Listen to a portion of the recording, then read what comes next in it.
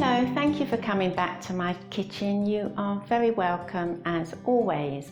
Today I am making banana bread, but I am making it with ground almonds instead of flour. And although the bananas sweeten it, I'm going to put in a tiny little bit of maple syrup just to sweeten it a bit more, so it tastes like a traditional banana bread really. So the first thing to get going with is lining the tin. I haven't even measured this tin for you to let you know. I will measure it now. So it is just under 12 centimetres across that way and about 22 that way, just so you know what size. There. I have already cut a piece of greaseproof paper. So up the sides there, and I marked each corner of the paper with pencil, and then I cut, bring it closer to the pencil marks here. I've done this many times on my channel. I didn't want to go through it all, just letting you know how I've done it. So, pencils on that side, you turn the paper over. Before we put the paper on, I am going to just put some butter into the pan to make the paper stick, basically. If you have a super duper pan that's non-stick, you probably won't even need to do this. This is a very old pan. It is a very strong pan, that's why I keep it, but it's not non-stick.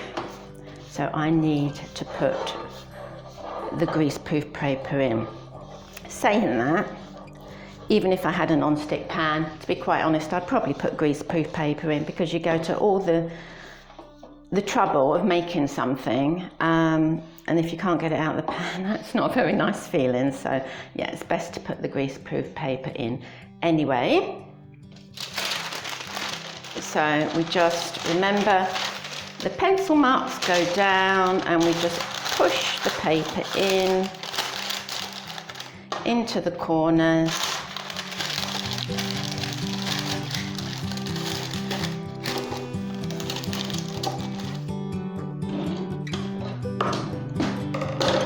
Just pushing the paper down into the corners, and these end bits have stuck to the butter, but these flappy bits haven't, so we'll just chop those off so they don't get in the way, basically.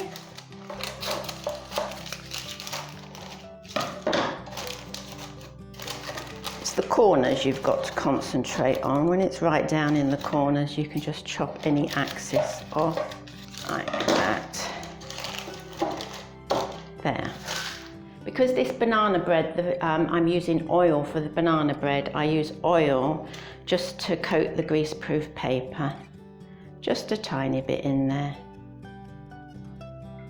If the banana bread was being made with butter, I would use butter on the greaseproof paper, but because it's being made with oil, it's oil that needs to go on there. And just coat wherever the cakes go into touch, to make extra specially careful it doesn't stick, and get it right into these corners. Get these corners down to try and get any air out that's been trapped under the paper.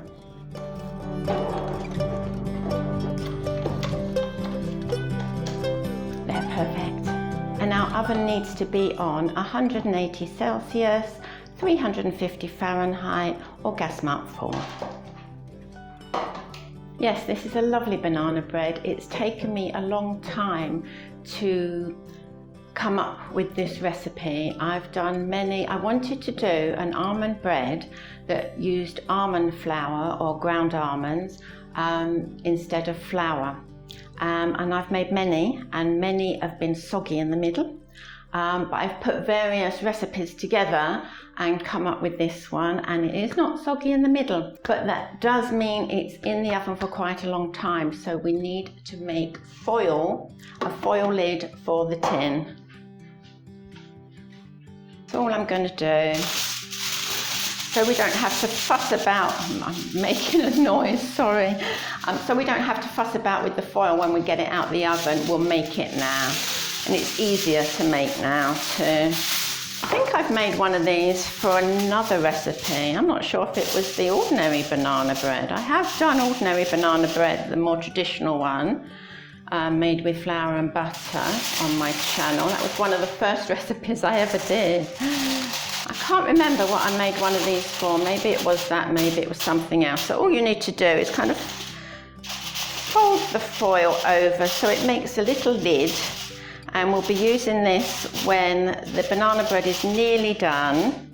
It will be looking done, but it won't be done in the middle. We don't want it soggy in the middle. This will go on so it doesn't burn. So we'll put these two over here so they are ready. Right, next is the bananas. So we're just going to mash 3 bananas, but we are going to weigh the mashed bananas so they are the correct amount. In ordinary banana bread, we just put the bananas in. It didn't make that much difference. But this almond flour banana bread does tend to, as I said, be a little soggy. So we don't want it soggy. We don't want too much liquid in there. So we want good ripe bananas. As you saw, my skins of my bananas were near enough black.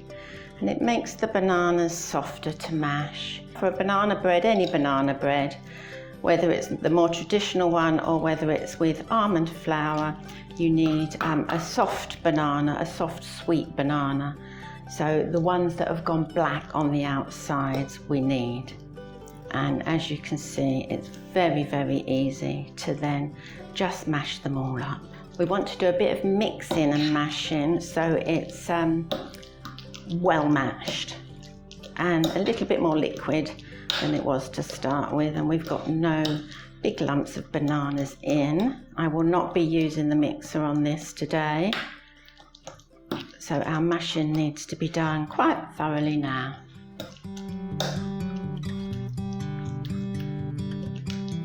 So just to recap on the bananas, and I'll read it off, 325 grams, 11.5 ounces or 1.5 cups. So next is the ground almonds, and I'll read this off again. 6 ounces, 175 grams or 2 cups of ground almonds. And what I do is I sieve them so they get more floury. They can be quite heavy and quite lumpy, and this will sieve out those big lumps of almonds. You can push most of them through and make them smaller, but it just makes it lighter. Unless you've got very finely ground almonds, in which case that would be very good. And from now on really it's just a case of putting everything in the bowl and giving it a good mix up, putting it in the tin, and in the oven it goes. Quite a simple recipe.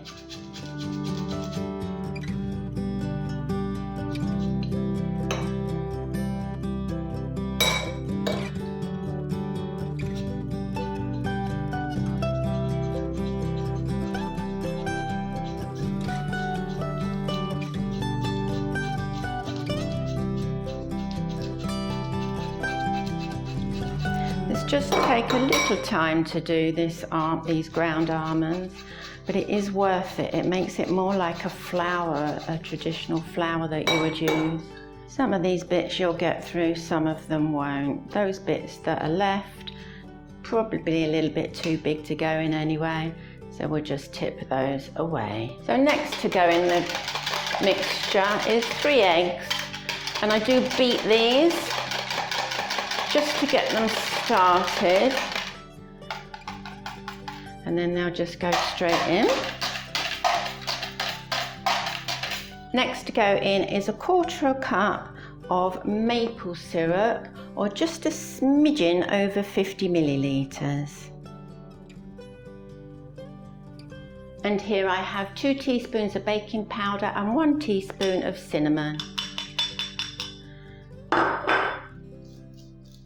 And we'll just sieve those in. Baking powder can have some lumps in.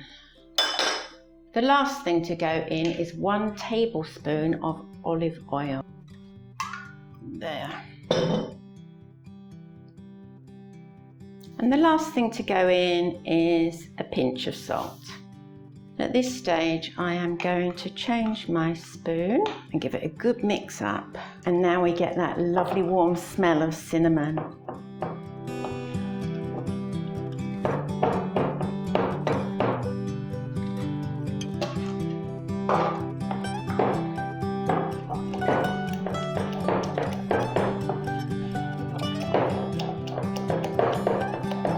So once everything is incorporated, we just tip it in the tin and put it in the oven.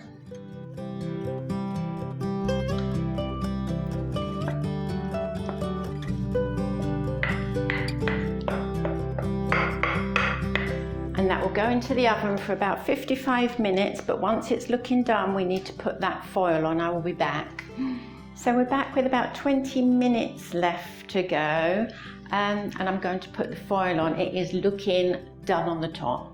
It is not done. As you can see, just quickly, that is how it was looking with 20 minutes to go. So we need to put the foil on so it's not going to get burnt on the top.